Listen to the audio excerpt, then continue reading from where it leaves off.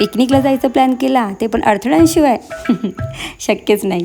आम्हीसुद्धा असाच प्लॅन केला आणि ज्या दिवशी जायला निघालो त्या दिवशी इतका जोरदार पाऊस चालू झाला, ते पण आदल्या दिवशी रात्रीपासूनच. आता सकाळी लवकर निघायला मिळते की नाही ते सुद्धा माहीत नव्हतं. शेवटी उशीर तो काय झालाच. आम्ही बाहेर गेटवर उभे होतो आणि आमचे हे 4 नग आतमध्ये पार्किंगमध्ये आमची वाट बघत होते. काय बोलणार आता. चकवा लागलाय चकवा.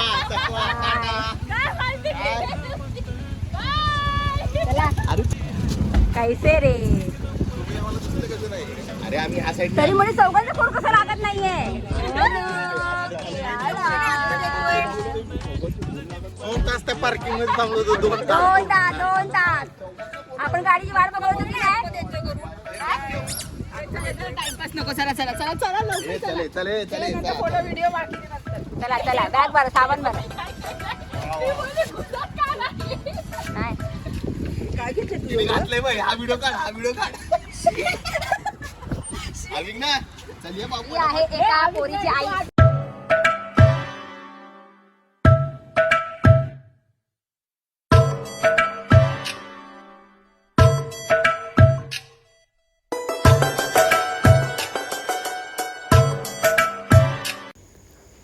फिरायला जाण्याचं प्लॅनिंग जवळपास आम्ही 1 महिना आधीपासून करत होतो.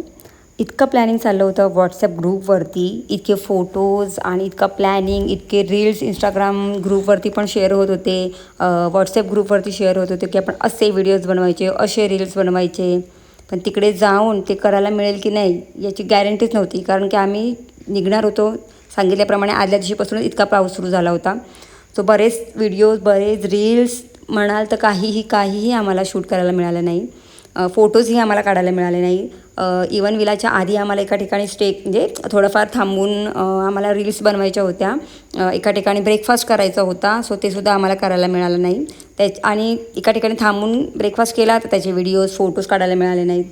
कंटिन्यू फक्त आणि फक्त पाऊस होता.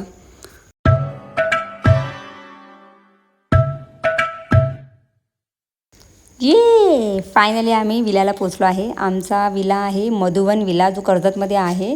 आमचे मुंबईवरून येणारेसुद्धा काही फ्रेंड्स होते. आमच्या आधीच ते लोक येऊन पोचले होते. वाया ट्रेन, वाया बस, वाया ऑटो करूनसुद्धा ते आमच्या आधी पोचले होते. मुंबईवरून आले होते ते आणि आम्ही पुण्यावरून आलो होतो. आम्हाला आयती गाडी होती तरीसुद्धा आम्ही इतका लेट पोचलो होतो, कारण की ट्रॅफिक लागलं होतं आम्हाला मध्ये लोणावळ्यासाठी. प्लस आम्ही ब्रेकफास्ट करायला थांबलो होतो. सो हे बघा, आमचे हे 2 नग पुढे आले आहेत आमचं वेलकम करण्यासाठी आणि ॲज युजल आम्ही लेट होतो.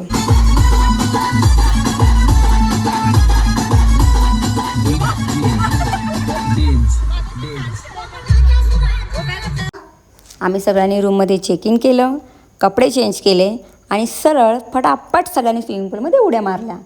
मग काय मजा मस्ती दंगा फुल ऑन.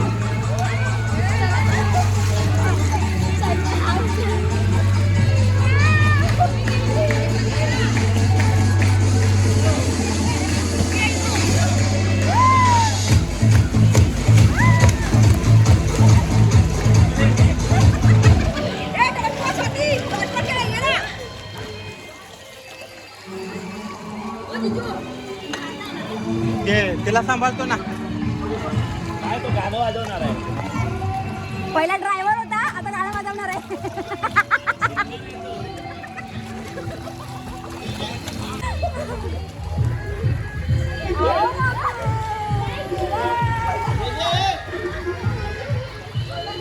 देवा.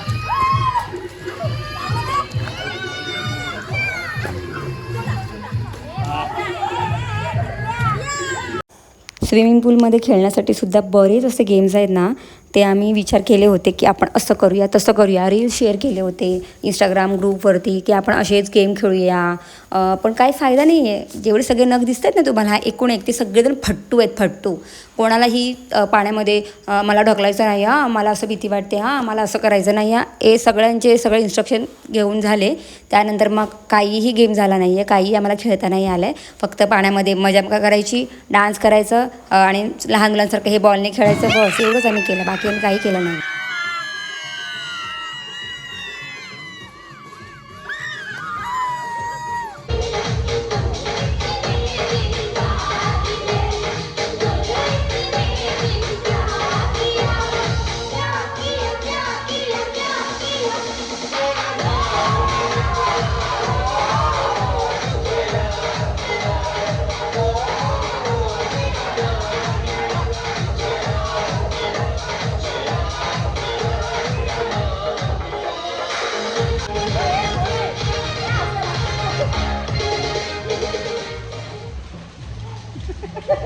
On Facebook, Robert's love for coffee gone deeper.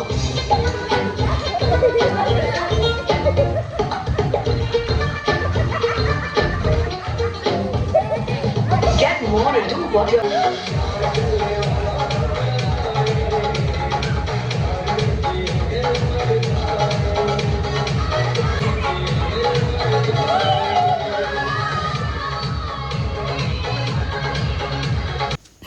बघताय ना, याला म्हणतात गेम. नाक बंद करायचं, पाण्याखाली जायचं आणि मग कोण किती वेळानंतर पाण्यातून बाहेर येतोय हे बघायचं. बस हा आमचा गेम होता.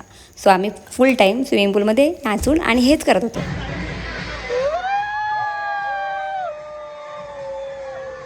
खूप भारी वाटलं. मस्त पावसाच्या वातावरणात छान असं बघू शकता तुम्ही. मजा आली. पाटचे पाटचे दिसत आहे. मजा आली. हाय.